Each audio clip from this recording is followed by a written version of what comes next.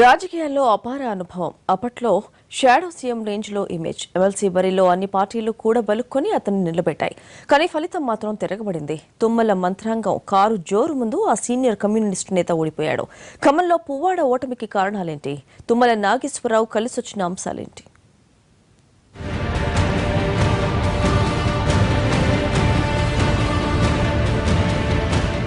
అసలేమాత్రం బలం లేని చోట టీఆర్ఎస్ అభ్యర్థి బాలసాని లక్ష్మీనారాయణ 38 ఓట్ల ఆధిక్యతతో గెలుపొందారు. 4 సీట్లు మాత్రమే స్థానిక ఓట్లు ఉన్నప్పటికీ చివరికి 38 ఓట్ల ఆధిక్యతతో టీఆర్ఎస్ గెలుపొందింది. ఖమ్మం జిల్లా నుంచి టీఆర్ఎస్ అభ్యర్థిని గెలిపించే బాధ్యతను మంత్రి తుమ్మల తీసుకున్నారు. మొదట్లో బలం 4 ఓట్లే అయినా ఆపరేషన్ ఆకర్షతో ఆ సంఖ్యను 100కు పెంచారు. స్థానిక సంస్థల ప్రతినిధులు సహజంగానే అధికార పార్టీ వైపు మొగ్గు చూపుతారు. కానీ ఈ ఒక్క కారణంతోనే నెగ్గుకు రాలేం. నల్గొండ జిల్లాలో జరిగింది అదే. కానీ ఖమ్మంలో తుమ్మల స్కెచ్ పక్కగా అమలు చేసుకుపోయారు.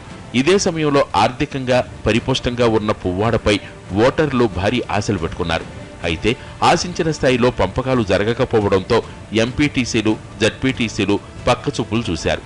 అధికార పార్టీ దాన్ని క్యాష్ చేసుకుంది.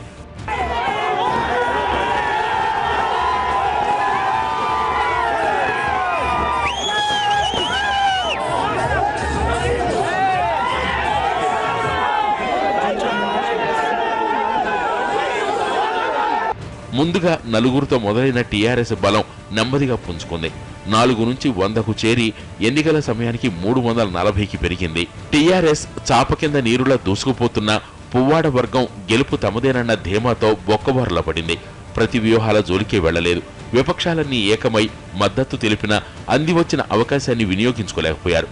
రాజకీయాల్లో అనుభవం ఉన్నప్పటికీ, తగినంత డబ్బు ఉన్నప్పటికీ ఉపయోగం లేకుండా పోయింది.